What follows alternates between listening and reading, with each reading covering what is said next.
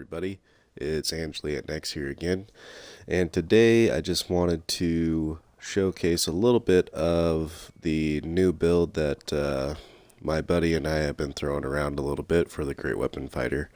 So it's a destroyer build that is a little bit different than the build that I used before. I was using the Slam destroyer build before, but we found out that for the speed of everything that we're doing lately, this build works a whole lot better. Even at my my low item level and low terrible stats, actually, my Great Weapon Fighter has kind of been used and abused. Really, didn't really care to play him just because the play style isn't really my thing, but now that we've actually switched up to this build, I'm starting to really enjoy the Great Weapon Fighter again. And I'm seeing actually a damage increase with this build just because of the speed that we're able to get our encounters out and using the Battle Fury buff, which is the main part of this build. So let me pray here really quick, because you all know the struggle. It's pretty praying in the middle of dungeons, things like that. You guys know how it all goes. But so basically, here's my gear setup. Nothing fancy, nothing too crazy over the top. I am running the Lost Mouth set, and only because for me right now, the Orcus set just isn't something that's worth it for me. My weapons don't do a whole lot of damage, so you're not getting a huge damage increase from the set itself. And every critical strike, I gain an extra weapon swing, basically, with Lost Mouth set. So as my critical strike increases, which my critical strike chance is not very high right now. I am slowly progressing to that, trying to not strip everything off my main characters, but with some changes that I foresee coming down the road to other characters, I might just end up doing it anyway, just because I don't see any changes coming to the Great Weapon Fighter anytime soon. It seems like the devs really love Great Weapon Fighters, and they just keep getting stronger and stronger and stronger. So I'm using the Lost Mouth set. I'm using a Ring of Sudden Lifesteal +4. And then, as you can see, I'm using Azurs and Azurs, just because you gain power based off your defense. So pretty much all of your defensive slots, you should have Azurs. And then I'm using a Ring of Sudden Precision because my my critical is so low. Getting that extra 4,000 bonus is really nice. And you see Azur. I'm using Drawcraft. That's just because it was relatively free. I didn't want to drop a whole lot of Astral into getting the Grim Executioner or Exquisite Berserker's Gem shirt that to match my pants, but it doesn't really matter either way. But that's pretty much the set that you want to go for, is that Berserker's Gem Exquisite Elemental stuff. Those are probably best in slot right now. I'm using the Sigil of the Controller for the power crit. I'm using the Lantern for the critical armor pen, and combat advantage bonus is always nice. The Horn for armor and armor pen, or power and armor pen, and to complete the set. And then obviously my active is the Wheel of Elements. You just can't beat the fire buff. It gets a little bit annoying, and at times I will switch to the Lantern. If it's a speed run fight, I'll just switch to the Lantern because I can just pop it and go, instead of like having to pull out of the fight and do the run and jump thing to get your fire, all that stuff. But I swap back and forth between the Lantern and the Wheel. I am using a Transfey right now in my weapons, but as you can see, I'm using ensorcelled weapons currently on this character. I am trying to progress through the River District currently to get my aboleth weapons. Just because I hadn't even started Somi, and getting those relic weapons to me just wasn't worth it for a character that I didn't really play. But now that I'm starting to pick him back up and feel a resurgence, been revitalized with the Great Weapon Fighter, I'm going to start progressing towards those aboleth weapons for the River District. I'm using the Canvas Gauntlets. Not really much to be said about them. The damage bonus that you gain from them from the ability is minuscule, like you almost don't really even notice. But the stats are really nice. Having that much armor pen and the critical and everything on there is just really nice. I have 2-piece desk set, so a chest piece and a set of boots. And the reason why we use that is because when you're in a party, you gain 5,000 max hit points, 1,000 power, 1,000 defense, which is super nice. And then when you're not in a party, you gain Wanderer's Vigor. You regenerate 1,821 hit points every 3 seconds, so it just helps you heal up a little bit when you're running solo, which I have been lately, just because I've been on at weird times. Haven't been able to hook up with my good buddy Blahdaga that you guys know from past videos. And Blahdaga is the one that he's really been the brainchild behind this build.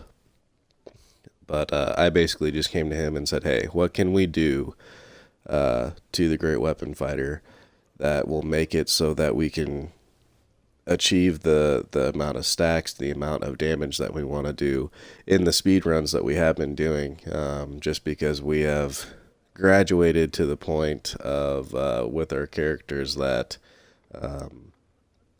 even CN we're getting down to like I think we did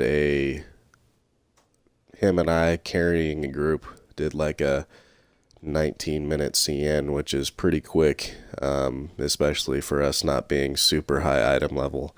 And that was me on my Master Flame Control Wizard just buffing him to the high heavens, and he did some kind of stupid damage in that dungeon. But I just wanted to test it out and see. Like I said before, I see some definite class changes, nerfs, things coming down the track for my main character of the Helidon. They're taking away a huge percentage of their damage, which to me, basically the devs just seem to really hate the Paladin. But with that being said, I'm seeing some changes potentially coming for the Control Wizard too. They're talking about class rebalancing, or they're talking about nerfing. It's kind of either or, because one of the top DPS on Xbox right now is actually a Control Wizard, so he's obviously not complaining about a rebalance, but it seems like other people that see that guy are like, this guy's just blowing us out of the water, he's killing things before we can even get there. You know, Great Weapon Fighters are getting mad because Great Weapon Fighters are wind-up toys. You know, it takes a little bit to get going.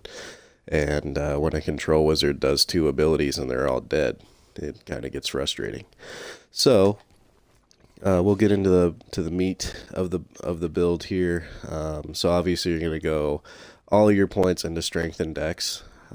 So you'll want to roll, your initial roll should be 18 and 18 on Dex if you are a Orc, which I am a half Orc, and it's really nice to get that extra critical severity. And so that's half Orc is probably best in slot for a Great Weapon Fighter right now. A lot of people go back and forth between Orc or Human. I just don't really see giving up that critical for 3 feat points that may or may not do anything for you. I think that the feat points are minuscule in comparison to the critical that you get from being a half Orc. So, as you can see, power and critical are pretty low, but also my item level, I'm pretty much running like rank 7 and rank 8 gems. and I'm definitely using ensorcelled weapons, so the stats coming from those is not very good. Armor pen is right there. It's, I think, unbuffed. I'm at 58% for resistance ignored. As you can see, my critical chance is pretty low. Oh, yeah, recharge speed is 58, resistance ignored is 55, but I'm pretty sure it jumps up to like 59 or 62, something like that when I'm got my full stacks.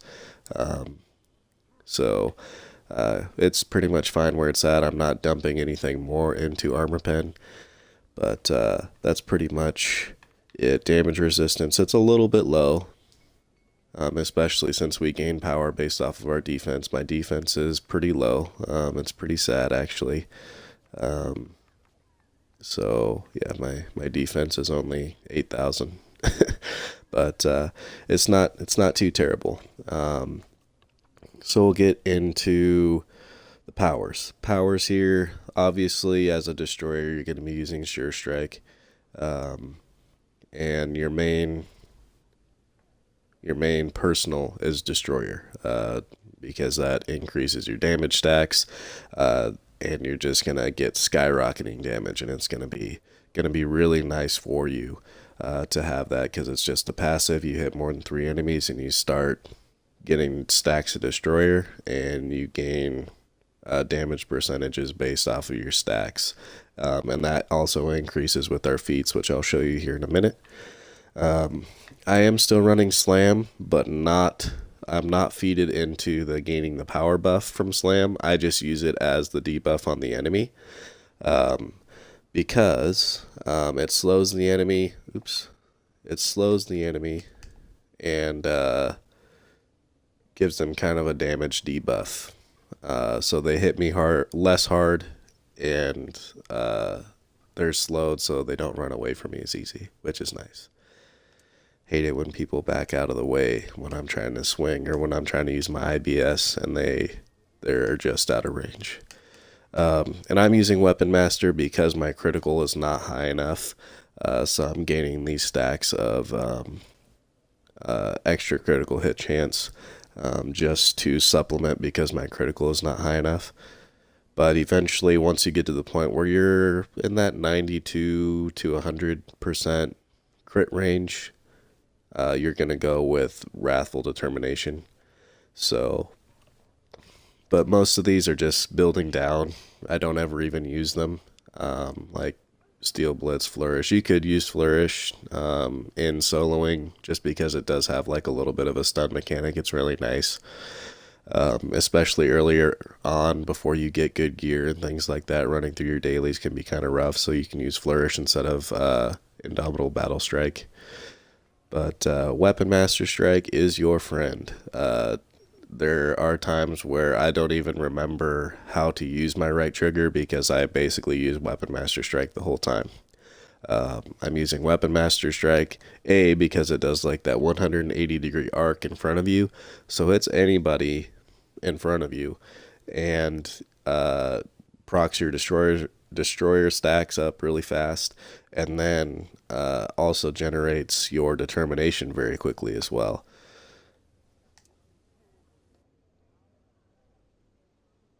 And as you can see, just building down, these two I don't really use. Steel Defense you could use if you wanted to, just to give yourself a little bit of extra defense. When you use your daily power, you become immune for 2 seconds.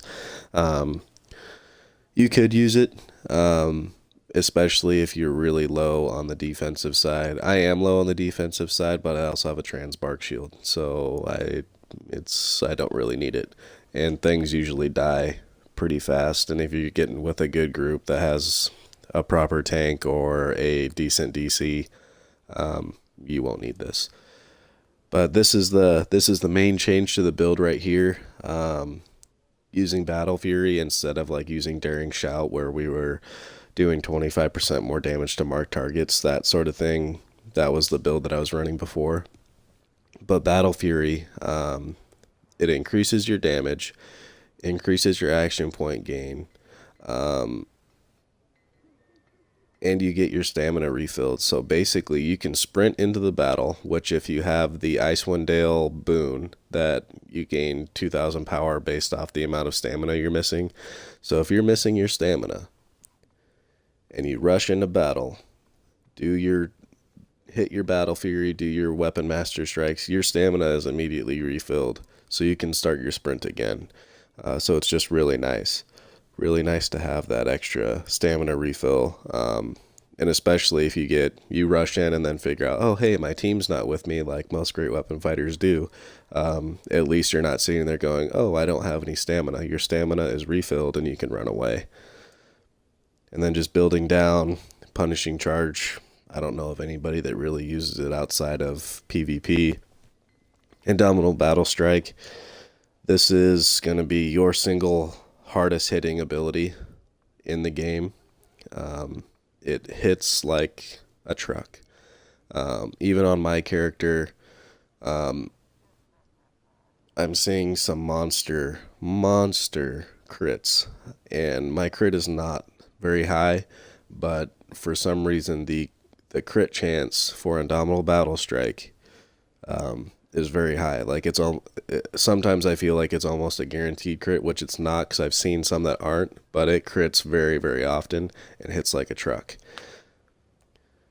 So, dang, I keep doing that. Let's see. So you get 4 points in that for sure. And then Crescendo is our other daily.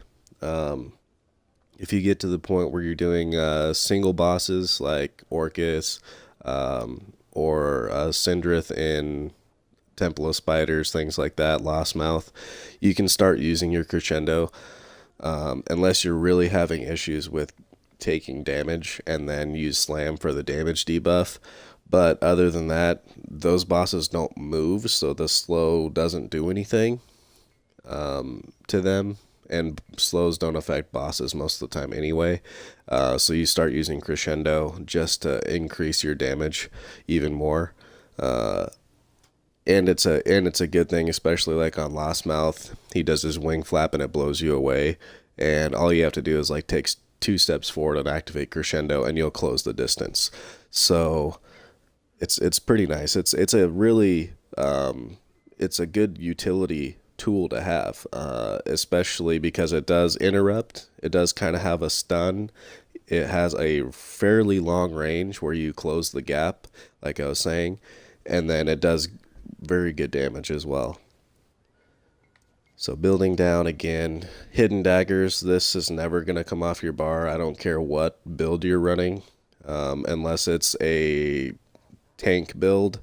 If you're running any kind of DPS, you're never going to not have Hidden Daggers, just because it buffs you to the high heavens, and they hit really, really hard. Like my buddy Blahdaga, we run through any kind of T2, and he can basically just throw 2 daggers, just and trash mobs are dead. Like the whole mob is dead just by his daggers, so he doesn't even have to do anything, really. So it's really a very, very, very, very, very good skill to never leave your bar. And then, like I said before, Wrathful Determination. This will actually give you more damage in the long run if you have the high critical, like I was talking about. You get to that 92%, 92% to 100% critical chance. Then you switch off Weapon Master and go to Wrathful Determination and gain more damage. And feats here, we'll just go through them really quick. I'm not going to go through everything. I'll go through the little bit of changes in the Paragon paths from the other build, but pretty much heroic feats are relatively the same. So the only change here is I didn't take maximum hit points, and that's just because 9% maximum hit points was going to give me like 900 more HP, which doesn't mean a whole lot, and I'm using a bark shield, so it doesn't really matter. So increase the amount of damage bonus strength gives you, gain AP when you're unstoppable, encounter power damage, power equal to your defense, which is why you want to stack defense. It's really nice to have that extra power. Critical chance and critical severity. So now the biggest changes that we did is we used to have 5 points in battle awareness. Slam grants you 25% more power while it's active, but that requires a pretty high recovery to keep it up 100% of the time. And you just, like, because of the build that we were using, and with my stats, it just wasn't feasible really anymore. So I wasn't keeping that up. Like, I would still have like 12 seconds where it would go down or something because my recovery was so poor. But, and then the other one is we would feat into the 15% damage to marked targets as well. So we're not doing that one, and we're not doing the slam. So now basically we're doing great weapon focus. At wills hit 10% harder. Grants you power equal to 25% of your recovery and armor pen, which is nice because armor pen is always used in DPS, and recovery helps you. You know, the faster you can get your encounters out, the better. Weapon Master Strike now reduces your target's mitigation to your encounter powers, which is what really makes IBS hit like a truck. And then we skip these two. Reduce the cooldown of Battle Fury by 50%. And Battle Fury lasts for 25% longer. That's the main functions of this feat right here. We don't care about takedown, and we don't care about roar. We care about Battle Fury, just because it increases our damage and it increases our AP regen. Indomitable Battle Strike and Sure Strike now deal 30% bonus damage as the target's health diminishes. So as soon as you do damage to an enemy, you're dealing more damage to them just because of this feat. And Destroyer now has a 25% chance to grant a stack no matter how many targets you hit. So as long as you hit one, you have a chance to get a stack of Destroyer. Destroyer grants you 3.5% more damage per stack, so that's just more damage on top of the damage that you were getting before. Now gain determination by dealing damage, which is huge. And then increase the damage of unstoppable, and being unstoppable increases the damage of your encounter powers by 20%. And you gain the Destroyer's Purpose stack, which increases your damage by 5% and can stack up to 10 times. So if you get your 10 stacks up, I mean, you're dealing 50% more damage because of this feat capstone right here.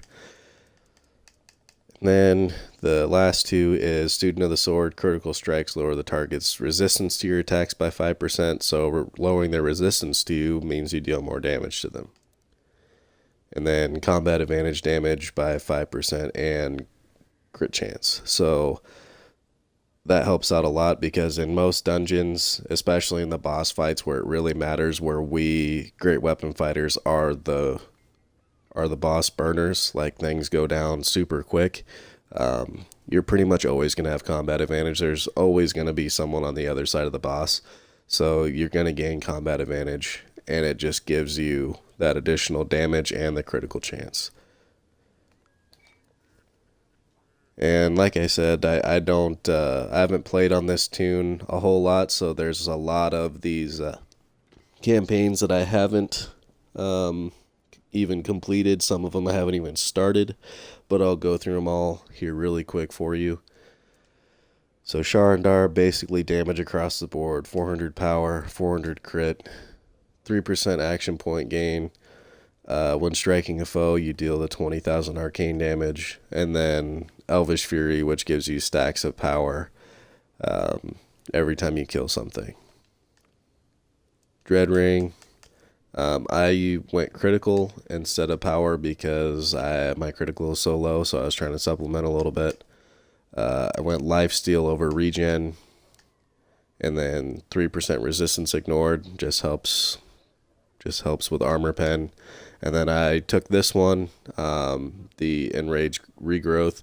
When taking damage, you have a chance to heal up to 20,000 hit points over a few seconds. After this effect subsides, you gain 4,000 defense, which for us means for 10 seconds when we have 4,000 defense, we're gaining more power because we're gain power off of our defense. And then Rampaging Madness, obviously, this is a big choice, pretty much a no-brainer. When you reach 50 stacks of Madness, so basically you gain stacks by dealing damage. Once you reach 50 stacks, you gain 4,000 power, 4,000 lifesteal, and 4,000 regen for 10 seconds. And you can pretty much keep those stacks up 100% of the time in a fight, as long as you're moving from mob to mob as quickly as possible. Icewind Dale, I'm really trying to pound out Icewind Dale this weekend because on Xbox we get the double campaign currency for Icewind Dale, so I've been really trying to pound this out. But 400 action point gain, 400 stamina gain, 2% critical severity, gain 2,000 power based on how much stamina guard you're missing.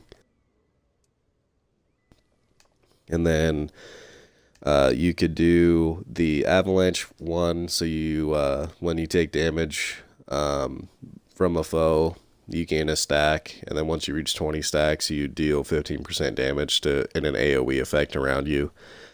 Or you could do gain 10% action points when killing a target. The only bad thing with this is I feel like we are the main ones that are dealing the damage to the enemies, and then it always seems like if you have a control wizard or a trapper in there that they're doing their AoE ticks, or their DOT ticks, excuse me, they're usually the ones that get the kills, just because they're having those ticks on there, and so their ticks is what finally finishes them off, even though we're the ones dealing the brunt of the damage. And so this one, if you're running with the right group, like there's not a HR in my group, and since I'm switching to the Great Weapon Fighter, there's probably not going to be a control wizard either. So this one would be a good one to take. Underdark, 400 power and the 1600 hit points, 400 crit, 1600 hit points, combat advantage bonus increased by 10%. That's huge. And then I would say take the stamina, regain stamina 5% faster. And let's see. You're going to do the gain 10% damage versus demons. So Abyssal Strikes. It's just 10% damage flat across the board when you're fighting demon targets. It's so nice. Tyranny of Dragons, as you can see, I haven't even started. 400 power, 400 critical, 400 armor pen, and then 400 lifesteal, and then you're definitely going to want to take the critical severity. So do 3 of 3 in the critical severity on that one.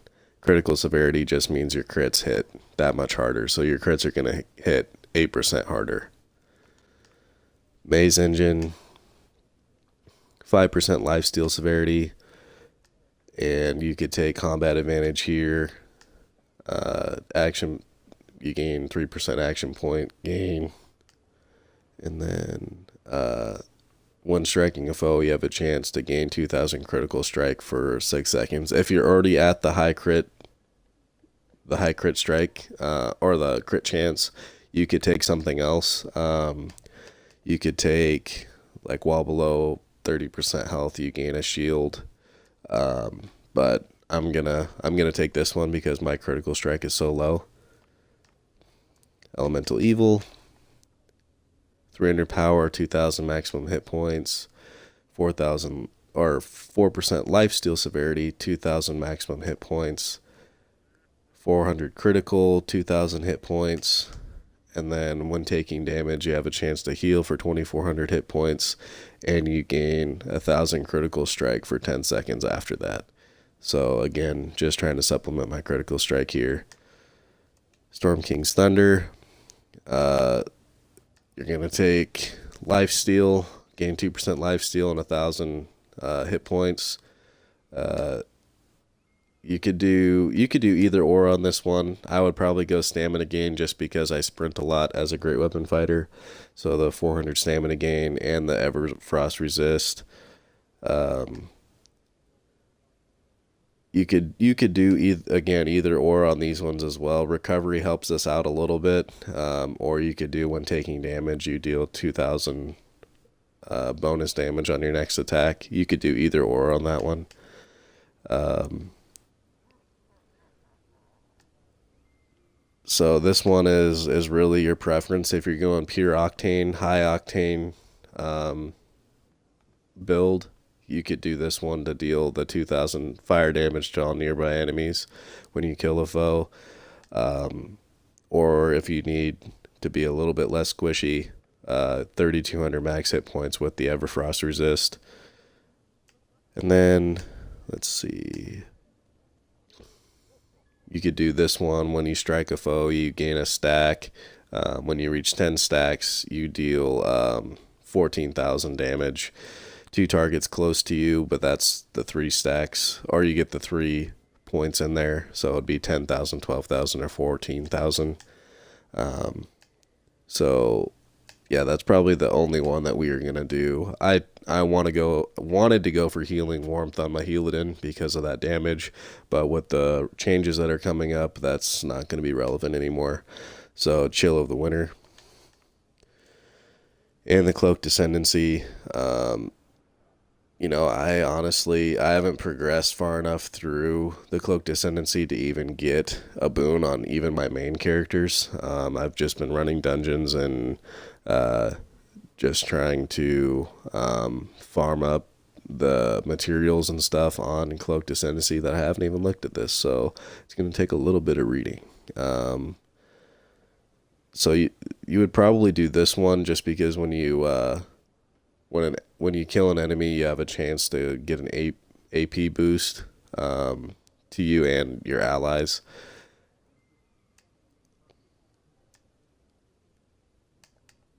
Let's see.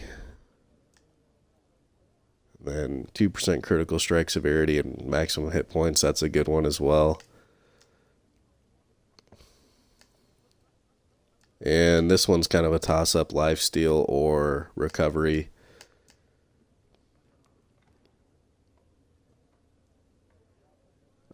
Stamina, that could be nice. So this one's probably the more obvious choice. Obviously, when you damage a foe or damage by a foe, you gain the stacks, and then once you reach 10 stacks, you release the stacks and you deal 10,000 damage to nearby targets. And aberrant creatures take double that damage. But that's probably the main one that you're gonna go for, aberrant power.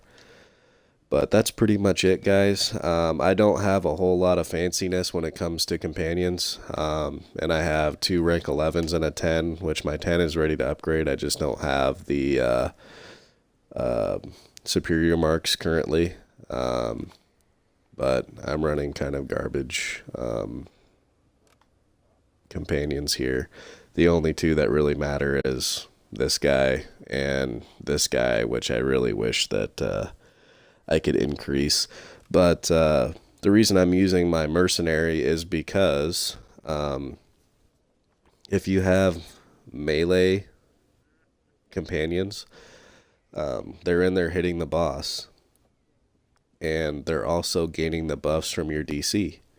So when your DC drops his power buff, if he's a anointed champion, when he drops his power buff, your companion also gets a power buff, which then you're getting a power buff from the DC, your companion's getting a power buff from the DC, and now you're getting your companion's gift from your companion with the bonding stones. So now you're getting even more power and stats from your companion because he's within the DC's buffs.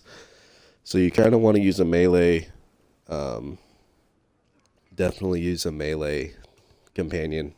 Sometimes with the Fire Archon, they are too far out of range and don't receive DC buffs, which, sure, they don't die and they're gonna be steady and proccing your companion's gift, but at the same time you're seeing reduced stats because they are not getting the companion's gift, which then correlates to you. So, and then mounts, my insignia bonuses are kind of garbage on this character. Just kind of taking whatever I could get. So after controlling an enemy, you gain combat advantage, which helps us, because we have, we do increase damage when we are combat advantage.